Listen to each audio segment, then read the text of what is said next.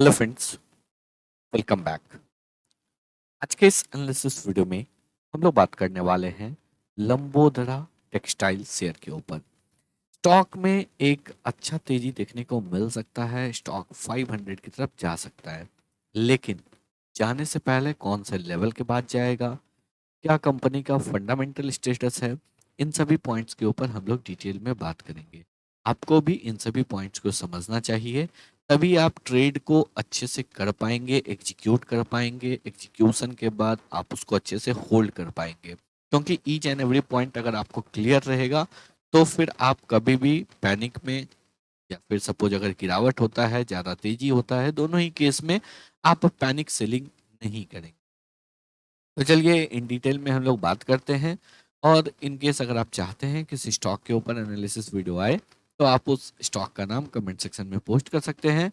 आने वाले वीडियोस में उन सभी स्टॉक्स को हम लोग कवर करने की कोशिश करेंगे। और अगर अभी तक आप लोग टेलीग्राम या फिर ट्विटर हैंडल से नहीं जुड़े हैं, तो जुड़ जाइए। दोनों ही जगह हम लोग लगातार इंपॉर्टेंट अपडेट को पोस्ट करते रहते हैं। सारा डिटेल जो है आपको डिस्क्रिप्शन बॉक्स में मिल जाएगा। टेलीग्राम और ट्विटर हैंडल का लिंक भी आपको डिस्क्रिप्शन बॉक्स में मिल जाएगा, आप जाके चेकआउट कर सकते हैं। चलिए बात करते हैं लंबोदरा टेक्सटाइल शेयर के ऊपर। स्टॉक में अगर हम लोग यहाँ पे बात करेंगे तो 1.68 यानी कि तकरीबन जो है 1.5% 1.5 पौने 2% नीचे स्टॉक क्लोज हुआ है। क्लियरली अगर यहाँ पे देखेंगे तो गैप डाउन ओपनिंग हुआ था और उसके बाद लगातार नीचे की साइड में ही स्टॉक ट्रेड किया, और कभी भी जो है प्रीवियस डे के क्लोजिंग प्राइस को क्रॉस नहीं किया, यानी कि फ्राइडे के सेशन में स्टॉक निगेटिवली ट्रेड किया है। आगे अगर हम लोग यहाँ पे बात करेंगे लास्ट 5 ट्रेडिंग सेशन से, लास्ट 5 ट्रेडिंग सेशन में स्टॉक ने जो है वो आपको 15% का 15.84 यानी कि तकरीबन 16% का एक बहुत ही शानदार रिटर्न बना के दिया है। तो एक अच्छा तेजी देखने को मिल रहा है। चलिए आगे चलते हैं। पहले हम लोग फंडामेंटली बात करेंगे और फिर हम लोग बात करेंगे कंपनी के टेक्निकल्स के ऊपर। यहाँ पे आ चुके हैं हम लोग कंपनी के फंडामेंटल्स के ऊपर। एक माइक्रो कैप कंपनी है, 227 करोड़ का जो है कंपनी का मार्केट कैप है।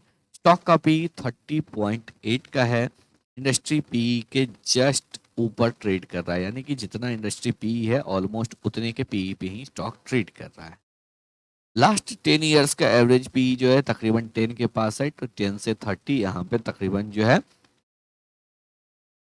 3 टाइम्स पे जो है स्टॉक करंटली ट्रेड कर रहा है। यहाँ पे जो आपको निगेटिव पॉइंट देखने को मिलेगा वो है कंपनी का ROCE 6.66%, ROE 4.18%, ROIC 4.46%। ये तीनों ही पॉइंट जो है निगेटिव है। ROIC 10 से नीचे जो है ये आपको अच्छा नहीं माना जाता है। मिनिमम 10 जो है वो आपको एक एवरेज माना जाता है, और 10 से अगर जितना ऊपर रहे उतना अच्छा माना जाता है। ROE अगेन सिंगल डिजिट में है 4.18, ये भी आपको अच्छा नहीं माना जाता है। एक माइक्रो कैप कंपनी अगर है और उसका अगर ROE 10 से कम है तो डेफिनेटली ये अच्छा साइन नहीं है। ROCE 6.7 का है, ये भी अच्छा साइन नहीं है, तो ये एक निगेटिव पॉइंट है। चलिए अब बात करते हैं कंपनी के क्वार्टरली रिजल्ट के ऊपर, क्या कुछ हो रहा है कंपनी में। यहाँ पे हम लोग क्वार्टरली रिजल्ट के ऊपर आ चुके हैं। यहाँ पे अगर देखेंगे सितंबर 2024 यानी कि Q2 2024 में कंपनी ने 60.92 करोड़ का रेवेन्यू जनरेट किया है। अब अगर हम लोग यहाँ पे बात करेंगे तो जितने भी क्वार्टर है 12 क्वार्टर में सबसे हाईएस्ट रेवेन्यू जो है यहाँ पे कंपनी ने क्वार्टरली बेसिस पे पोस्ट किया है। अगर हम लोग लास्ट ईयर सेम क्वार्टर में देखेंगे 51.62 था, यानी कि यहाँ पे जो है आपको 9.3 करोड़ का ज़्यादा रेवेन्यू कंपनी ने पोस्ट किया है। तो एक अच्छा रेवेन्यू का इंक्रीमेंट यहाँ पे देखने को मिल रहा है। ऑलमोस्ट क्लोज टू 18% का जो है यहाँ पे इंक्रीमेंट है। कंपनी का जो है 4.93 ये इबिट्टा था, उसके अगेंस्ट में 7.83 है, तो इबिट्टा में ग्रोथ दिख रहा है। और इसके साथ साथ अगर यहाँ पे देखेंगे तो 9.55% यानी कि इबिटा मार्जिन जो था वो तकरीबन 9.5% से बढ़ के 13.25% हो गया है। तो यहाँ पे एक अच्छा ग्रोथ है, इबिटा मार्जिन में ग्रोथ देखने को मिल रहा है और ये year on year and quarter on quarter दोनों ही बेसिस पे देखने को मिल रहा है। लगातार जो है यहाँ पे अगर देखेंगे इबिटा में हम लोगों को डाउनफॉल देखने को मिल रहा था, जो कि अब वापस से अपटिक होना स्टार्ट हो चुका है। और यही वजह है जो कंपनी का जो नेट प्रॉफिट था 0.62 का वो बढ़कर हो गया है यहाँ पे 5 टाइम्स 3.18। तो नेट प्रॉफिट में 5 टाइम्स का जंप देखने को मिल रहा है और यही वजह है जो हम लोगों को उसका इफेक्ट कंपनी के स्टॉक प्राइस में दिख रहा है।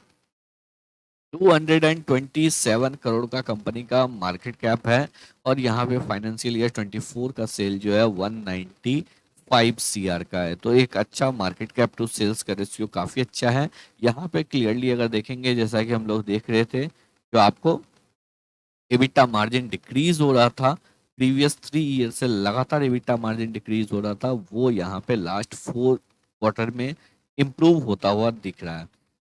एबिटा मार्जिन डिक्रीज होने की वजह से यहाँ पे जो है हम लोगों को नेट प्रॉफिट पे भी इफेक्ट देखने को मिल रहा था, जो कि अगेन यहाँ पे इंक्रीज होता हुआ दिख रहा है।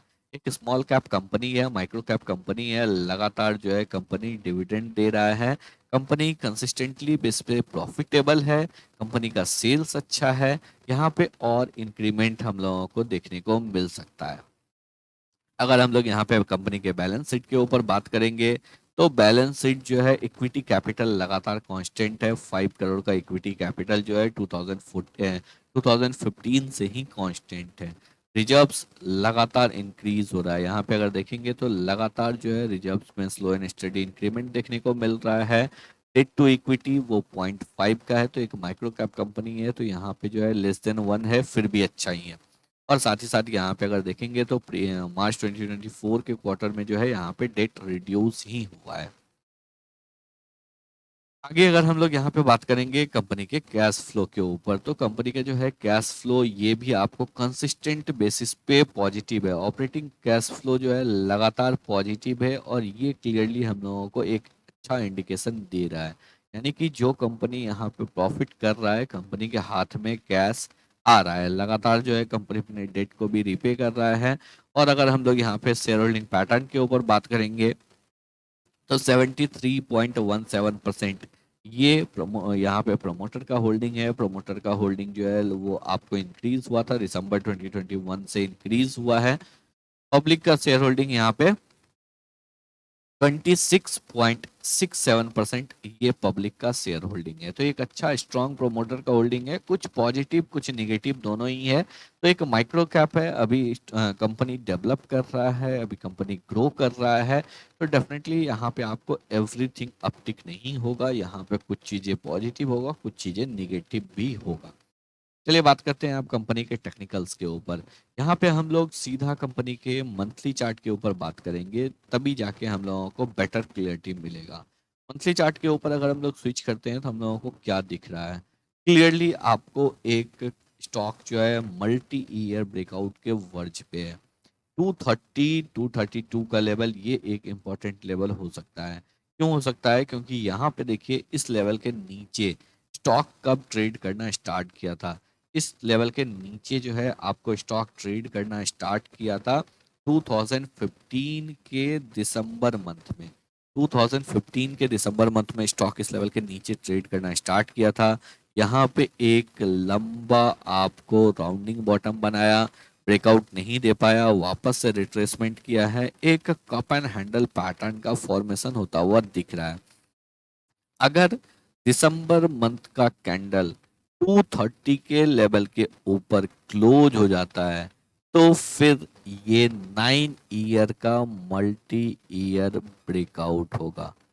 9 ईयर का ब्रेकआउट होगा और 9 ईयर का ब्रेकआउट जो है ये आपको काफ़ी बड़ा ब्रेकआउट माना जाता है। एक मल्टी ईयर ब्रेकआउट जब होगा तो यहाँ पे उसके बाद अपसाइड टारगेट 500 तक के लिए स्टॉक जा सकता है। अगर हम लोग यहाँ पे लॉजिकल टारगेट को भी देखेंगे 500 तो इस वजह से क्योंकि आपका जो है नेक्स्ट मेजर रेसिस्टेंस उसी लेवल पे है। अगर हम लोग यहाँ पे इस डेप्थ को देखेंगे तो ये जो डेप्थ है ये तकरीबन है 210 पॉइंट का। अगर हम लोग ब्रेकआउट लेवल से 200 पॉइंट को भी कंसिडर करते हैं तो 430 का लेवल आता है। तो 430 तो आपका जो है कप एंड हैंडल पैटर्न का ब्रेकआउट होगा, उसी का लेवल हो जाता है 430 का। तो यहाँ पे एक बड़ा टारगेट आ सकता है 430 और 500। ये आपका दो टारगेट होगा। नीचे की साइड में जो आपका एसएल होगा, आपका एसएल होगा इस लो के नीचे। और यहाँ पे अगर हम लोग एसएल की बात करेंगे तो ये जो आपका हो जाता है 130 के नीचे आपका एसएल होगा। यानी कि आपका रिस्क होगा, आपका जो रिस्क होगा ये रिस्क होगा 100 पॉइंट का। आपका एसएल होगा 100 पॉइंट का, और आपका जो टारगेट होगा, टारगेट है आपका 210 पॉइंट का। 1:2 का रिस्क रिवॉर्ड रेशियो होगा।